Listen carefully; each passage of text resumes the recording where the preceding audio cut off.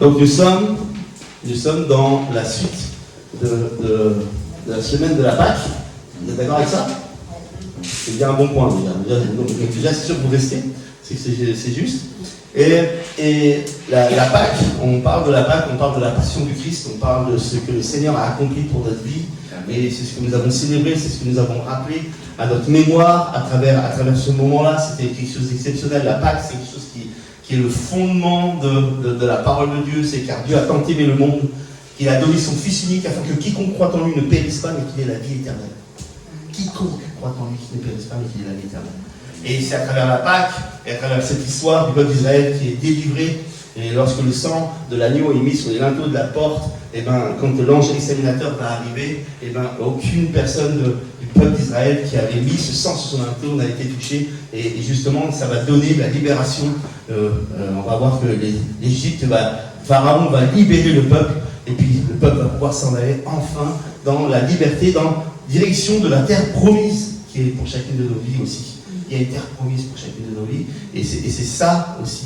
L'évangile, elle annonce quelque chose de grand et de bon que Dieu a prévu pour chacune de nos vies. C'est pas vrai, Michel? C'est vrai. C'est exactement ça. Et la passion, on voit Christ qui est souvent mis comme un bébé dans les bras de Marie, sur beaucoup d'images, et c'est juste un petit bébé. On voit un petit bébé, encore une fois, qui est mis dans une étable pour Noël, un petit bébé. On voit toujours ces choses-là, mais on ne voit pas le grand Dieu conquérant, le héros. On voit l'agneau, on voit un agneau qui va se faire sacrifier, mais il n'y a pas de mais. On voit ça, on pense petit agneau, on pense petites choses, on pense petits trucs, mais on ne voit pas le grand Dieu qui va donner sa vie. On ne voit pas le héros qui vient conquérant, qui est là, qui est passionné, mais il est passionné de toi, il est passionné de ton cœur, il est passionné pour ta vie, il est passionné pour ton existence, il t'a voulu sur terre, il a voulu ton existence, et tu n'es pas un hasard. Des fois on peut dire, il y a des personnes qui disent « Oh, mes parents m'ont pas voulu, je suis arrivé ». Non, c'est Dieu qui permet la vie. Il n'existe pas le pas voulu. T'inquiète pas, c'est voulu. Quand la vie est donnée, c'est que Dieu donne. Et Dieu donne le souffle de vie. Et c'est des choses exceptionnelles. Et quand on est sur cette terre, il est passionné de nous. Et tellement passionné de nous que même étant pécheur, il est prêt à mourir pour les pécheurs. Il ne veut pas que nous restions dans cet état-là. Il veut que nous puissions nous sortir de l'état du péché. Le péché n'est pas un mot qui est très compliqué. Le péché, c'est simplement manquer le but. On avait un objectif. Dieu nous a conçus pour un but, un objectif qui est défini. Des choses formidables à accomplir sur la terre. Il veut que nous accomplissions des choses. Et louper ces choses, c'est manquer le but. C'est ça le péché. C'est être séparé et manquer le but. Alors souvent, le mot péché, c'est complexe pour les gens. On dit, ouais, le péché, ça fait bizarre, ça fait religieux, ça fait voilà. Mais non. Donc, en fait, on peut se dire que quand je suis dans le péché, je manque le but de ma vie. Je loupe l'existence de ma vie. Je loupe la présence avec qui je loupe la passion qui est pour moi d'un Dieu aimant qui vient avec moi et qui m'accompagne chaque jour dans ce qu'il avait prévu pour moi. Et je m'épanouis dans tout ce que je suis. Je m'épanouis dans mon travail, je m'épanouis avec mes enfants, je m'épanouis avec mes amis, je m'épanouis dans tout ce que je fais. Parce que Dieu est celui qui amène la vie et qui, la semence, il amène à l'existence, il la fait croître. Et cette semence va grandir, va devenir quelque chose qui va porter du fruit et lui donner encore. C'est ce que Dieu veut pour chacune de nos vies. Il est passionné pour chacun de nous. Qu'est-ce que c'est que la passion? On voit ce film, La Passion du Christ, vous connaissez, c'est vraiment un film très fort de Mel Gibson qui est là, qui est un film qui est très fort, voilà. Et on voit jusqu'à où il va, on voit ce qu'il va subir pour chacun de nous. Je pense qu'il faut être vraiment passionné. Je ne sais pas si tout le monde a vu ce film, ou des images un peu de ce film, c'est très fort ce film. Il est très dur, mais quand on voit Christ qui va sur la croix, qui est fouetté, tout ce qu'il vit, tout ce qu'il a passé, a enduré avant de mourir, pour nous, parce qu'il se donne. Parce que c'est pas quelqu'un qu'on prend et qu'on dit, c'est toi qui vas morfler. C'est pas ça. Il a dit lui-même, on ne me prend pas ma vie, c'est moi qui la donne. S'il faisait ça, il faisait ce qu'il voulait du monde. Il est Dieu. Mais là, non, il dit, je la donne. Donc je vais subir. Mais je suis tellement passionné que je suis prêt à souffrir pour toi. C'est ça la passion. Je suis prêt à souffrir, à vivre ça. Et là, c'est fort de voir cette passion forte, animée, aller jusqu'au bout dans ce film. C'est bien décrit, c'est bien montré. Et la passion, c'est quelque chose qui doit animer chacun de nous. Pourquoi Christ va au bout? On a la Pâque, et pour l'exemple de sa passion, pourquoi on ne ferait pas nous-mêmes l'exemple de la même passion? Pourquoi on ne vivrait pas, on ne s'est pas animé d'une même passion? Ça serait super. d'être animés d'une passion qui nous amène au bout des choses. Et la passion, c'est dans le latin passio, qui, de partie de souffrir, c'est le mouvement violent, impétueux de l'être vers ce qu'il désire. Écoutez bien ça, hein. Le mot passion, c'est la définition. Hein. Mouvement violent, impétueux de l'être vers ce qu'il désire. Émotion puissante et continue qui domine la raison et oriente toute la conduite. Ça domine la raison, c'est pas raisonnable. Ce n'est pas raisonnable. C'est pas raisonnable de faire ce qu'il a fait. C'est pas raisonnable. La passion nous pousse à faire des choses déraisonnables, vous croyez?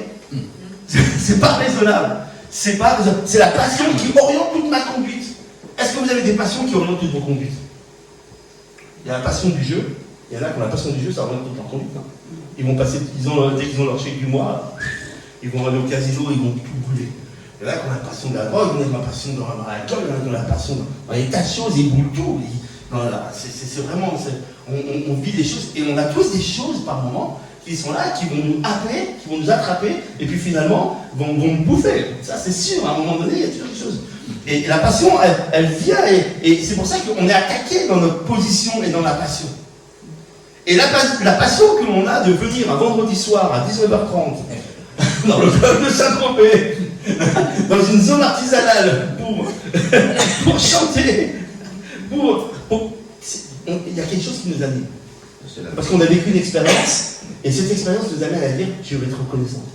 Et je veux vivre en communauté, je veux vivre quelque chose dans ma liberté, m'amène à la passion. La liberté avec Dieu m'amène à la passion de venir prendre un temps avec les frères et sœurs. Donc Michel, elle cherchait à me joindre. Ça fait longtemps que je suis là, mais je connais personne, je vois personne, j'ai pas de frères et sœurs. Et à chaque fois on se loupait, il y a toujours des trucs. On est juste à côté, on est vraiment à 250 mètres, on va dire. Et c'est juste incroyable. Mais il y a une passion qui l'a poussé à appeler, à dire j'ai besoin, je veux. Il m'est arrivé si, je suis tombé, j'ai si. Il me disait il faut prier pour moi, on a prié pour. J'ai prié pour elle avec au téléphone. Il y a une passion qui l'anime. Et il y a une passion qui nous anime tous pour être là ce soir. Vous êtes d'accord? Moi, il y a une passion qui est là et qui va faire que plus je vais parler, plus je vais transpirer, mais plus je vais parler fort en plus.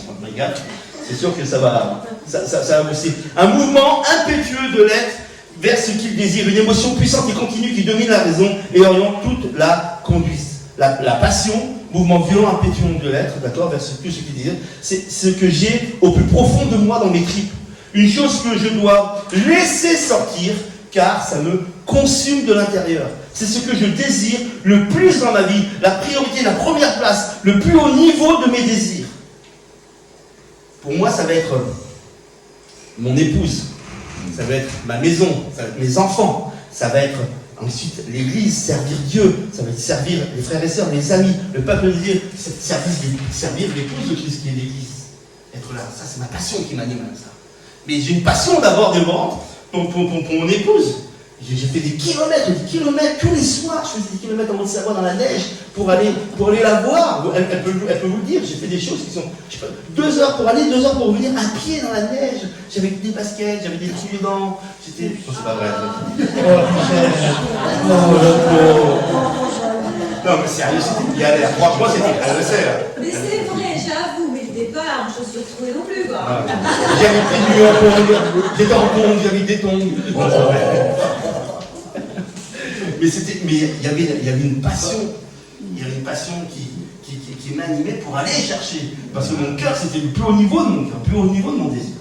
Et j'espère que ce soir, vous êtes là parce que c'est le plus haut niveau de votre désir. C'est pas une contrainte. Et qui c'est pas une contrainte, c'est toute une liberté. C'est extraordinaire de pouvoir vivre quelque chose. Non, moi je m'éclate, je vis quelque chose, mon cœur, il y a quelque chose qui se passe dans la louange, quelque chose qui se passe. Et c'est ça l'église. Si vous la vivez autrement, c'est une religion et pas une relation. Et Dieu veut que nous vivions une relation avec lui. Une relation passionnée, une relation d'amour, prêt à marcher en compte dans la neige pour lui leur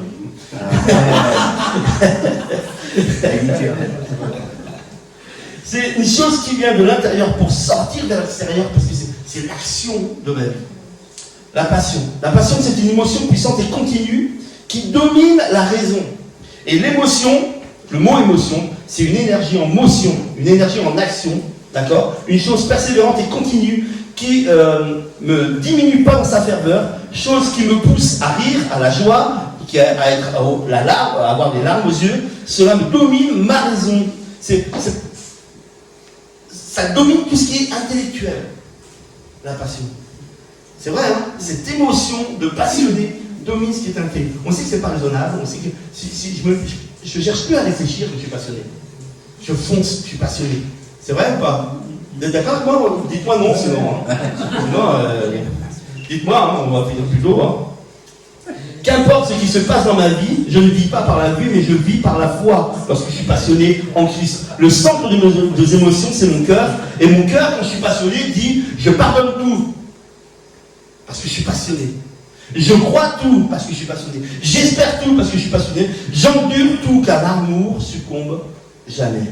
Je crois passionnément et j'aime passionnément.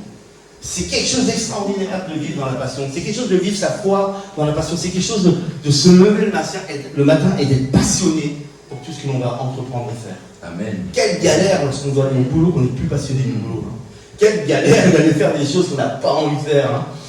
Obligé de s'alimenter, de prendre un boulot peut-être qu'on n'a pas envie de faire. C'est vraiment pas génial. Mais quand on vit de sa passion, quand on arrive à en vivre, c'est quelque chose d'exaltant, c'est vraiment énorme. Et la passion, pour nous les chrétiens, c'est quelque chose de très fort et il faut vivre passionnément. La passion l'emporte sur la raison. La passion oriente toute la conduite. La passion est le secret pour ne pas tomber dans un état léthargique. Ouais? Vous envoyez des personnes dans un état léthargique, tu fais quoi? Si tu me mets dans, je vais prendre la play. Je suis au niveau 4.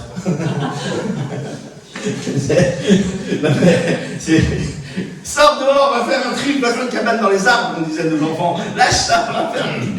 Les enfants, on a un fils qui joue avec une vieille roue qui est complètement percée, ils la font rouler, et ils s'éclatent.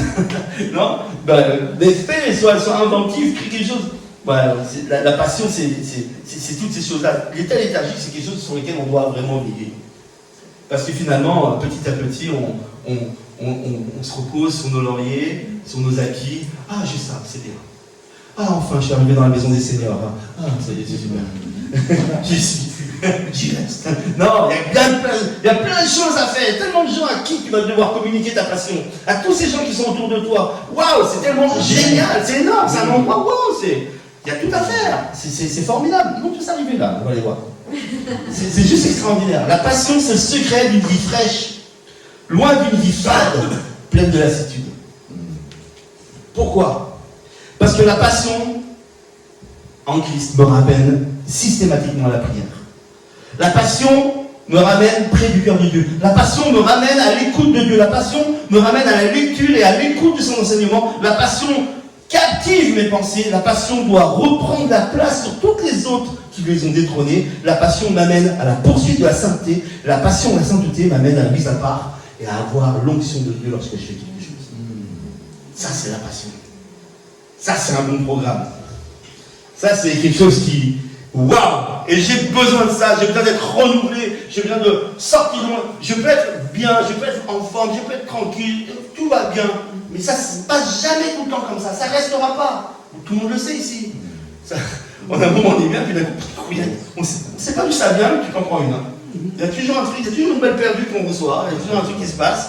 C'est juste, voilà, jamais on est tranquille. Merci Seigneur pour la saison où j'étais bien.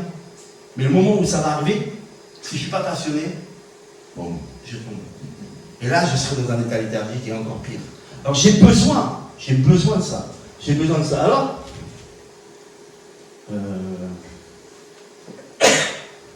ça c'est gros. Ouais. La passion m'amène. Vous voyez assez là, c'est bien? C'est bien, hein, c'est formidable. La passion me ramène à la prière. Renouer le dialogue, revenir dans sa présence. Et Paul dira à Timothée, Martine, avance-toi si tu ne vois pas. Ma soeur, j'aime pas te voir comme ça avec les yeux. On va prier pour toi. Mets des lunettes, c'est pas grave, on connaît ton âge maintenant. La passion me ramène à la prière. La passion me ramène à la prière. La prière, c'est quoi? C'est pas ça la prière. La prière passionnée, c'est une prière fervente, c'est une prière où je vais, Ils font tout à l'heure, on verra la vidéo, j'ai oublié de la mettre, la vidéo de l'annonce. Ah oui, c'est pour ça qu'on n'a pas fait l'annonce. pendant les annonces, on fera les annonces, et vous aurez la vidéo de Léonie qui nous incite à la prière. Et c'est une passion la prière. Venir à la prière, c'est juste passer un bon moment. Combien de fois on nous a dit, mais moi, c'est déjà fini? T'as pas de maison ou quoi? Je sais pas qu'on vit ici. Mais bien sûr, c'est déjà fini. Mais parce que le temps est passé, mais pourtant on a fait une heure et on a passé un moment tellement excellent dans la présence de Dieu, où on a intercédé, on a prié, on a demandé, et Dieu était là. Et waouh, c'est tellement bon de pouvoir communiquer avec celui que j'aime, de faire ces kilomètres dans la neige. Tu jouerais encore. C'est peut-être pas la neige votre effort à faire. C'est peut-être la distance, oui. C'est peut-être autre chose qui fait votre effort. Mais cet effort, il est passionné et c'est ça qui m'amène à vivre quelque chose de fort. Efforce-toi, Paul dira à Timothée, de te présenter dans Dieu. Efforce-toi. C'est un effort à faire. On en parlait la semaine dernière de l'effort. Mais là, c'est waouh, il faut y aller, il faut le faire. D'être dans cet effort-là, de garder le dialogue avec Dieu, de vivre un moment similaire. Quand elle nous a dit, Cathy, eh ben, on va prier parce que je vais aller chez le docteur et je vais aller chez le médecin, et ils vont mettre des stents, ils vont mettre des trucs dans la... Voilà, c'est à son âge, on veut. On est d'accord. Et c'était prévu, et elle y va, et c'est le jour d'opération. On ne dit pas, non, on n'y va pas, on va prier, il ne va pas chez les docteurs, Dieu maintenant. On est sage, oui, prends rendez-vous, oui, va chez le docteur, et que Dieu garde sa main pour qu'il fasse les bonnes opérations. Mais quand elle est sur l'opération, d'un coup ils se disent, mais elle va bien, elle n'a plus besoin, on n'a pas besoin de ça. Et finalement, ils lui ont rien fait. C'est vrai ou pas? Ils ont anesthésié quand même. Ah oui? Peut-être parce que tu parlais trop, mais... Il te connaît. Mais ils ont dit... Oui, mais avant. Elle était passionnée. Hein. Non, on expliquera tout à l'heure. Mais là, c'est moi, toi, tu comprends, je vais t'anesthésier sinon aussi. Mais... Non, je parle des propos. Mais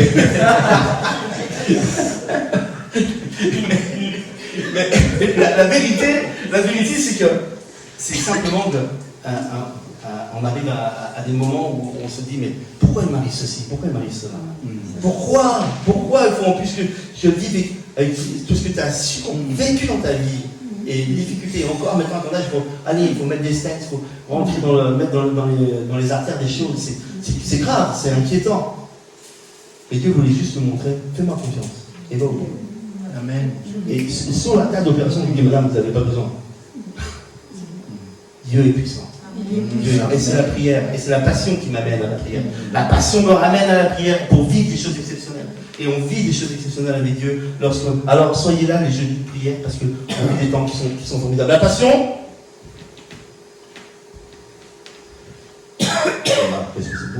la passion me ramène près du cœur de Dieu. Le cœur du Père, il sait de quoi nous sommes faits. Le psaume 103 nous dit, car il sait de quoi nous sommes formés. Il se souvient que nous sommes que poussière. Et venir par passion auprès du cœur de Dieu, c'est simplement, je sais ce que tu vis. Je te connais, c'est moi qui t'ai fait. Je sais comment tu fonctionnes. Tu n'as pas à t'excuser de ce que tu as. Tu as juste à venir dans ma présence et laisse-moi t'envelopper d'amour que j'ai pour toi, de la passion que j'ai pour toi, pour te réconforter, pour te donner des forces pour ton lendemain. Et c'est chaque jour qui va m'amener. Si je vais près du cœur de Dieu, je vais près du cœur du Père. Celui qui va prendre soin de moi. Celui, lorsque j'ai un problème, je dis, regarde, j'appelle mon Père. C'est celui qui prend soin de moi, mon protecteur, celui qui m'entend, celui qui me comprend, qui ne me juge pas. Il ne vous jugera pas. Il sait pourquoi vous en êtes là aujourd'hui. Il connaît, son œil n'a jamais quitté votre vie. Mais il veut faire quelque chose pour toi. Il veut juste être là. Non pas mettre un pouvoir religieux, mais t'élever dans une relation d'amour, de passion. Je t'aime, je veux prendre soin de toi. Viens près de mon cœur. Matthieu 6:33 nous dit, cherchez premièrement le royaume de Dieu et sa justice, et toutes choses vous seront données par-dessus. Alors, si je vais chercher le cœur du Père, toutes choses me seront données en plus. Cherchez d'abord ça. Ne vous inquiétez pas. Cherchez d'abord. Avant de faire un choix, cherchez le cœur de Dieu. Tu es mon Père. Je ne te connaissais pas jusqu'à présent. Heureux de faire ta connaissance. Mais maintenant, regarde. Laisse-moi maintenant, et lui, il va s'occuper de toi. T'inquiète pas, c'est un Père qui sait, s'il a su concevoir, comme Nadine l'a dit dans son introduction, aussi bien aussi le petit comme l'infiniment grand, aussi bien la mer, les cieux, la terre. t'inquiète pas qu'il sait s'occuper d'une vie. Il sait la faire, c'est lui qui la donne. Il sait très bien comment ça marche. La passion me ramène à l'écoute de Dieu. Ce qu'il veut de moi, ce qu'il attend de moi, une vision fraîche, un objectif à atteindre. Il y a un verset dans la Bible qui dit dans 1 Samuel 3,10, l'Éternel vint et se présenta. Il appela comme autrefois Samuel. Et Samuel répondit, parle car ton serviteur écoute. Alors l'Éternel dit à Samuel, voici je vais faire en Israël une chose qui étourdira les oreilles de quiconque l'entendra. Wow. Entendre le cœur de Dieu, c'est quelque chose encore de passionnant parce que il va te dire quelque chose, il va faire quelque chose qui va étourdir les oreilles des autres. Quand tu vas dire ce que tu vas faire, les gens vont dire waouh, ça c'est pas. Mais laisse faire. Toi, fais ton naturel, Dieu va faire ton surnaturel que tu ne sais pas faire. Le surnaturel, c'est lui, le naturel, c'est toi. Toi, viens dans sa présence et viens écouter. Il a mis 2 oreilles et une bouche pour qu'on écoute plus, plutôt qu'on parle. Et il veut qu'on écoute. Il veut simplement qu'on l'écoute. Et comment l'écouter? On l'écoute quand je lis la parole, l'esprit nous parle à travers les textes, à travers les. Il y a tellement d'échanges, tellement d'histoires, tellement de personnages dans la Bible qui ont vécu des histoires de dingue. Si on les met dans notre monde en 2022, on se dit waouh, ah ouais, ok, d'accord. Alors si je fais comme lui, j'ai les mêmes recettes, j'aurai les mêmes résultats. Et si je fais comme celui qui n'a pas suivi la recette, j'aurai les mêmes déboires. Je vais prendre des bons résultats. Écouter la voix de Dieu, c'est simplement être là, peut-être aussi entendre des enseignements, le temps que nous vivons ce soir, dans ce partage, c'est simplement aussi d'être dans un moment calme. Un moment où il n'y a pas de musique, où il n'y a rien. Et Dieu est esprit et il parle à mon esprit. Et j'ai cette ultime conviction qui vient à ma vie et qui me dit ce que je dois faire. Et comment savoir si ce qu'il dit, c'est que j'ai la paix en moi. À chaque fois que Dieu vous parlera ou que vous devrez prendre une direction, il mettra sa paix. Mais si c'est la confusion, le doute, la peur qui s'installe, va là-bas, ne fais pas ça. Mais si c'est la paix, c'est un bon indicateur. C'est un bon indicateur. Il y a d'autres indications. Dieu parle tantôt d'une façon, tantôt d'une autre. Il sait trouver nos oreilles. Il sait comment nous fonctionnons aussi et comment il veut nous parler. Mais une chose est sûre, c'est qu'il y aura toujours la paix. Et ça, c'est un des premiers bons indicateurs que je vous laisse. Donc la passion me ramène à l'écoute de Dieu. Écoutons-le. C'est tellement important. Mais si je n'ai pas cette passion, je ne vais pas chercher à l'écouter. Vous êtes d'accord? La passion me ramène à la lecture et à l'écoute de son enseignement pour accomplir la vision. C'est pas pareil qu'il écoute simplement de Dieu. Là, c'est l'enseignement et la lecture et l'enseignement, c'est hyper important. Pourquoi? Parce que accomplir la vision. Il peut mettre une vision dans nos vies. Ok. Mais comment l'atteindre? J'ai besoin d'une méthode, Seigneur, pour y aller. J'ai besoin d'une notice pour y aller. C'est beau d'avoir une vision finale. Mais comment je fais de ce point A pour aller au Z? J'ai besoin d'une manière. Donc d'où il est important, cette passion à dire, ok, waouh, cette vision elle me plaît, aller au bout de ça, cette direction, ça me plaît, mais comment, Seigneur? Montre-moi, c'est quoi le premier pas, le deuxième pas, le quatrième, c'est quoi, comment je fais pour y aller au bout? Et c'est là, la passion m'amène à dire, waouh, cet objectif il est bon, je veux y aller. Alors pour accomplir la vision, il y a une méthode pour l'atteindre, atteindre les objectifs fixés par Dieu, car il connaît les projets qu'il a fondés pour nous, projets de paix ou de malheur, pour nous donner un avenir et de l'espérance. C'est la Bible qui le dit. Il a des super projets dans nos vies, mais comment les atteindre? Laisse bien, je vais te dire. Mais si je ne suis pas passionné par la vision finale, je ne peux pas. David, lorsqu'il va se présenter devant le peuple d'Israël, en tant que simple berger, il va entendre Goliath crier, scander, insulter les Israélites, et lui il va dire, le roi a promis quelque chose à celui qui allait le faire taire? Oui, on va deuxième place dans le royaume, on lui donne sa fille, tout ça. Ah, il y a un objectif final. Et David, il pouvait être ce que vous voulez, petit jeune, machin, tout ça. Il l'a demandé, qu'est-ce qu'on lui donne à celui qui va le faire taire? D'accord? Quand même, malgré tout, c'est qu'il était quand même. C'est quoi le bénéfice, mon frère? On verra bien de quelle famille il venait. Donc, et d'un coup, il va faire l'objectif. Bien sûr, avec l'aide de Dieu. Très bien. La méthode, il va prendre des pierres, il va faire ce qu'il faut, il va faire sa ronde, puis il va lui couper la tête. Il va gagner ou non? Il gagne, mais c'est sa passion. C'est sa passion qui le pousse à faire ça, la passion du troupeau, la passion qu'il a exercée. Waouh! Et il avait la méthode et Dieu lui a donné ce qu'il fallait faire, il a vaincu. Et c'est ce qu'il fait. La passion me ramène à la lecture, à l'écoute de son enseignement pour accomplir la vision, la méthode à atteindre l'objectif fixé par Dieu. Dans Josué 1:8, il est dit que ce livre de la loi ne s'éloigne point de ta bouche. Médite-le jour et nuit pour agir fidèlement selon tout ce qui est écrit. Car c'est alors que tu auras du succès dans tes entreprises, alors tu réussiras. Ici, je suis sûr que tous ceux qui sont là, personne ne veut réussir. On veut tous réussir. Réussir sa retraite, réussir avec ses petits-enfants, réussir à partager, à donner. On veut tous réussir. On a tous un moment, un endroit où on veut réussir. Aujourd'hui. Ben voilà. Tu vois, c'est pas être tout le temps dans sa Bible, c'est pas ça. C'est simplement, Seigneur, c'est quoi ton enseignement? Je commence à le ruminer, et à y penser, à le méditer. Dans le moment calme, dans ma voiture, waouh, commencer à laisser imprégner. Et comment sa chasteté se diffuse dans cette eau chaude. Le chaud qui est dans ma vie, et l'eau qu'il y a mis. Cette eau vive qu'il met, la diffuser des choses en moi. Et là, il y a quelque chose qui va prendre place. Là, ça va être bon, ça. Je suis en train de me convertir moi-même. Vous voyez, là, dans 2 minutes, je suis pour moi. Seigneur, ça chaud. La passion. Mais c'est tellement bon, je ne suis pas parlé de ça, je sais. La passion captive mes pensées. Elle me donne un but dans la vie. Vous avez quoi dans votre esprit? Qu'est-ce que vous avez eu comme pensée toute la journée? C'est compliqué les pensées, hein. Le monde de la pensée, c'est très compliqué. On est vraiment des antennes. Et il y a tellement de choses qui sont véhiculées, les peurs, le ci, le là, les craintes, les machins, demain, et comment faire ici. Il y a tellement de choses dans nos pensées qui sont là.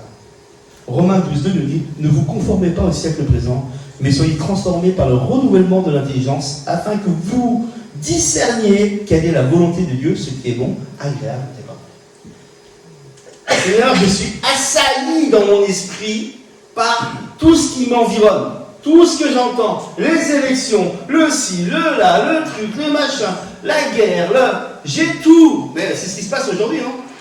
C'est compliqué quand même. Tout. Il y a tellement de choses dans notre esprit qui se bousculent. Mes responsabilités, mon travail, les amours, waouh. Mais si je suis passionné de Dieu, je vais venir et lui dire, Seigneur, c'est toi qui prends en charge mon esprit. Et tu vas m'influencer. Tu vas mettre en moi les bonnes pensées. Tu vas mettre en moi, tu vas venir me mettre ce qu'il faut, là, tu vas me protéger. Quand Christ vit sa passion et meurt sur la croix, il a tout accompli. Tout accompli. Il dit, dans le sacrifice parfait, qui est là, que son corps est meurtri, son corps est donné, et dans son sang qui coule, il y a le pardon des péchés. Donc, pardonner la vie que nous avons décalée par rapport à ces objectifs qui étaient prévus. Il nous pardonne totalement. Mais en plus, il est dit que nous avons la guérison des maladies. Dans ce sang qui coule, c'est formidable.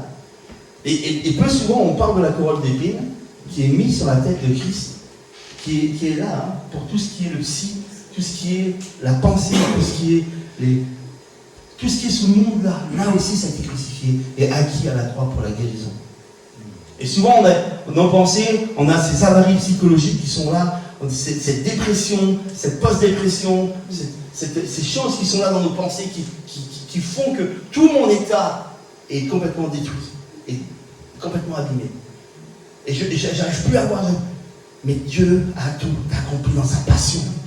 Et ma passion me pousse à voir ce qu'il a mis aussi, à accepter cette couronne d'épines sur son front pour que ses pensées soient guéries en moi aussi. Amen. Pour qu'il y ait quelque chose. Et le Saint-Esprit est là pour nous renouveler dans nos pensées.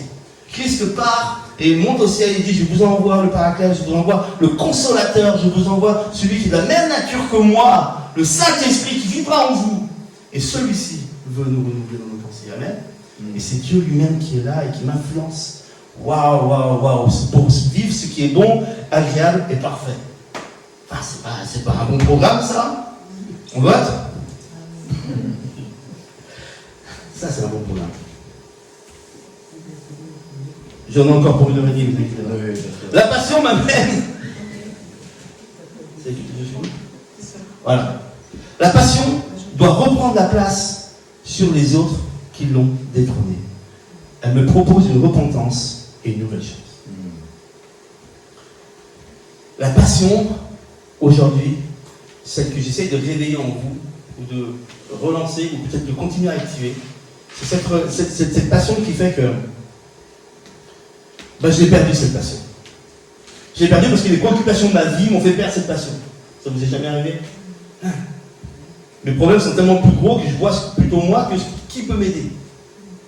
Et ça, c'est vrai.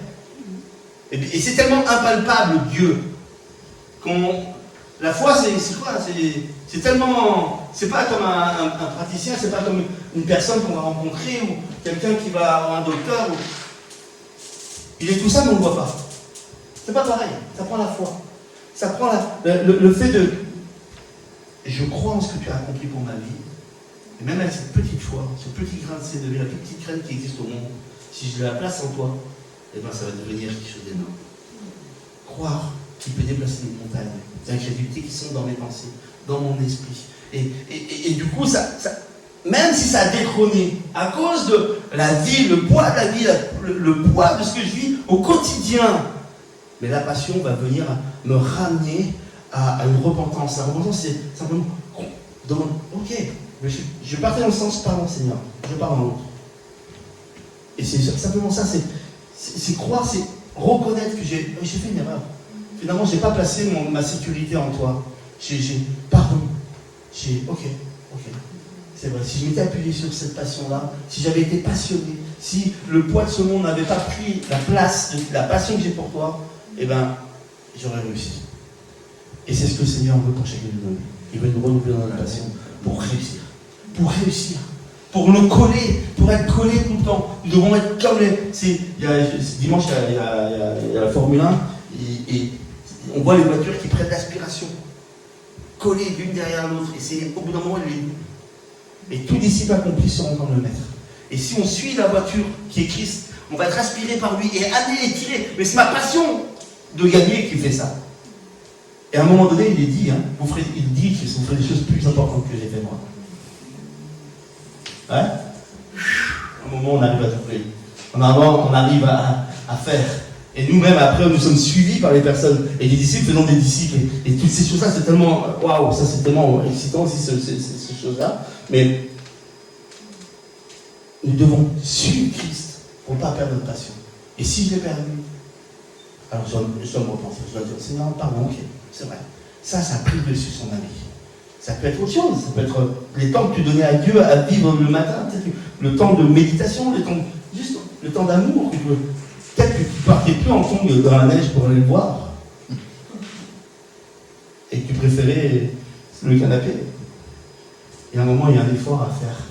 Seigneur, pardon, j'ai perdu cet effort-là, mais je t'aime tellement. Je veux renouveler mes vœux, je veux renouveler mon amour. Seigneur, je renouvelle ma passion, je demande pardon et j'y vais. Joël 2,12, un des versets qui nous parle de ça. Maintenant encore, dit l'Éternel, revenez à moi de tout votre cœur, avec des jeûnes, avec des pleurs, avec des lamentations. Donc on parle de repentance. Déchirez vos cœurs et nos vêtements. Pas la peine de faire des choses extravagantes, c'est simplement là-dedans que ça se passe, c'est intime, vos cœurs. Et revenez à l'Éternel, votre Dieu, car il est compatissant et miséricordieux, lent à la colère, riche en bonté. Il se remue. C'est juste formidable d'entendre ça. Riche, miséricordieux, riche en bonté, lent à la colère. Il n'est pas là pour te taper dessus avec une règle sur les doigts comme à l'époque. Qui a connu ça à l'école. Tu sais qui a connu ça, se faire taper sur les doigts. Vous avez connu ça? Ouais. Bon, moi, j'étais pas né. Mais mon père m'a raconté ça et il se faisait taper sur les doigts avec la règle. C'est pas ce Dieu-là. Hein? Ça, le Dieu qui fait ça, le Dieu va te punir. Vous savez comment il s'appelle? Il s'appelle le diable en fait. C'est pas Dieu. Dieu, son ADN, c'est amour, je t'aime. 1000 fois tu tombes, 1000 fois tu relèves. Il est toujours là à t'aider. Il n'est pas là pour te condamner. Sinon, il ne serait pas mort pour les impies. Il a fait ce choix. Donc, c'est un Dieu aimant et il est là. Donc, revenons à lui. Revenons à lui ce soir. Pas demain. Demain ne nous appartient pas. Ce soir, choisis la vie. Ce soir. La passion m'amène à payer. La passion m'amène à la poursuite de la sainteté, et j'en arrive vers la fin. Je suis un instrument entre les mains de Dieu. Ce que Dieu veut, c'est notre sanctification. Car Dieu ne nous a pas appelés à l'impureté, mais à la sanctification. Recherchez, il dit, la sanctification sans laquelle personne ne verrait le Seigneur, ou les effets du Seigneur dans notre vie, quand il dit ça. C'est pourquoi, soyez saints. Dieu attend de son peuple qu'il soit saint. Tel est l'enseignement qu'on découvre dans la parole de Dieu. Mais qu'est-ce que c'est qu'être saint aujourd'hui? Je sais pas, mais quand en 2022 on dit il faut être saint, ça fait bizarre, non? Je sais pas, non, c'est bizarre. Pour certains, nous on connaît, on a notre patois d'église, on a notre façon de parler d'église, on est des gens qui connaissent un peu ces choses-là. Mais c'est quoi être saint? La Bible définit la sainteté comme étant la délivrance parfaite du péché, bien sûr, mais le sang de Jésus, son Fils, nous purifie de tout péché. Et Jésus va dire à ses disciples, vous serez saints, car je suis saint. Ce qui veut dire que toi, naturellement, humainement, sur cette terre, tu ne le seras jamais. Je suis en train de vous dire soyez saints, puis je suis en train de vous confirmer que vous ne le serez jamais. Moi peut-être. Non, moi non plus. Personne ne sera. On ne peut pas. La seule manière que Dieu nous voit saints, c'est à travers des lunettes, où c'est le sang de Christ qui sont à la place de mes carreaux, et quand il nous regarde à travers, il nous voit saints. Parce qu'il y a le sang de Christ. Il y a la passion. Il y a la passion. Et quand il nous regarde à travers, il nous voit ça. Et quand il regarde l'église comme ça, il dit ouch. Et quand il met les lunettes avec le sang de Christ, il voit l'église parfaite. Vous voyez?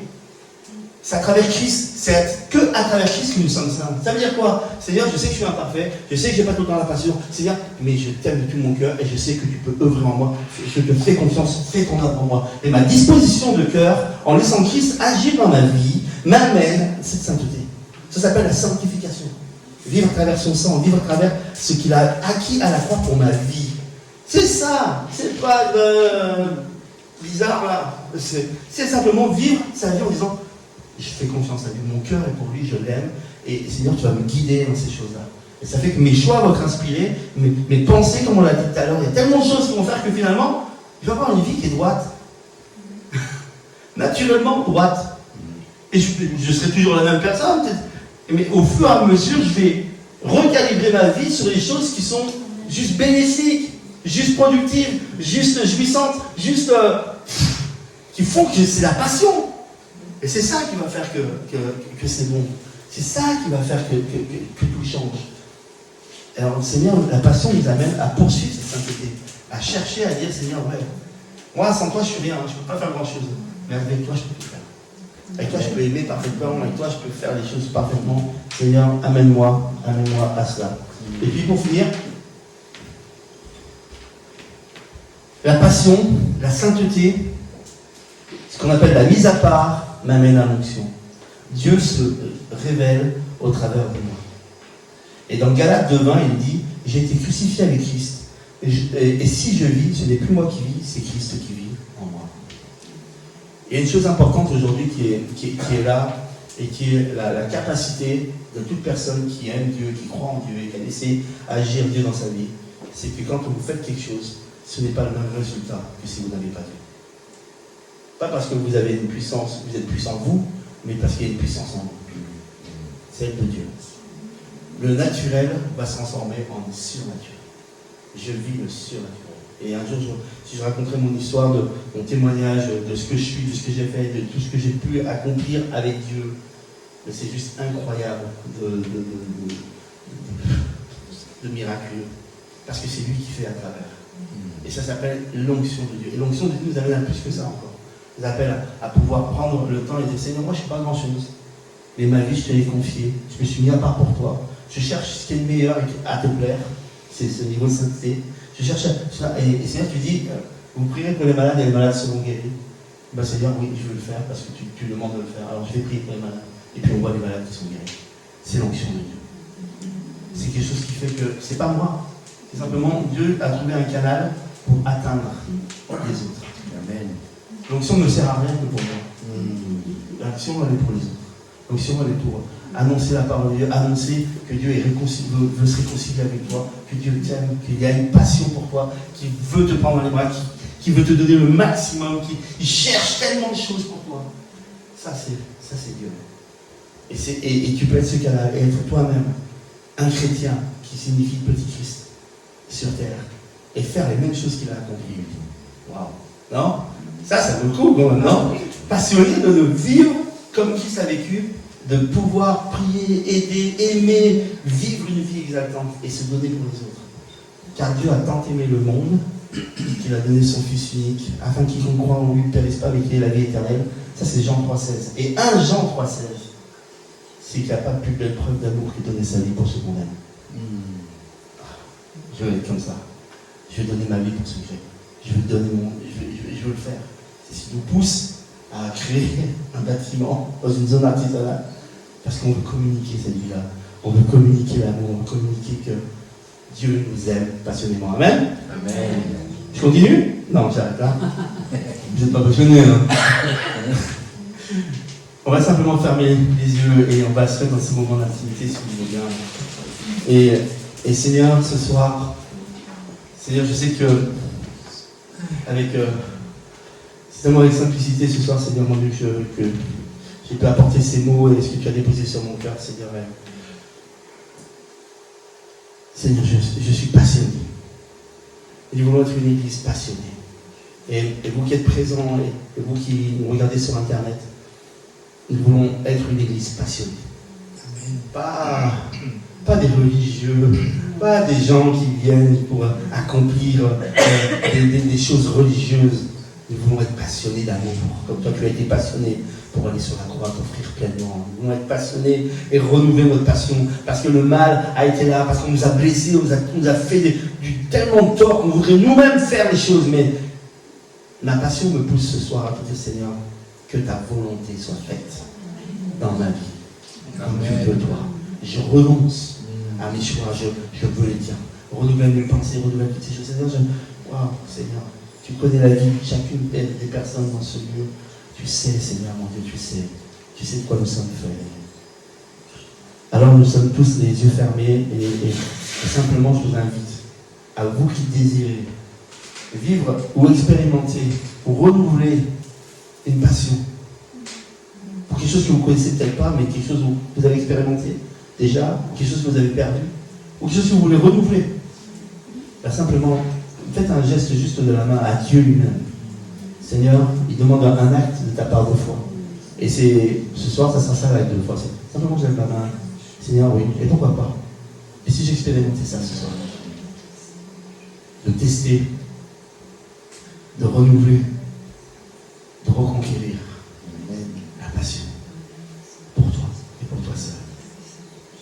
Seigneur, tu vois les mains, tu vois les personnes qui sont là ce soir, Seigneur mon Dieu, tu connais leur vie parfaitement. Tu sais ce qui était l'heure juste avant, Seigneur, pour eux.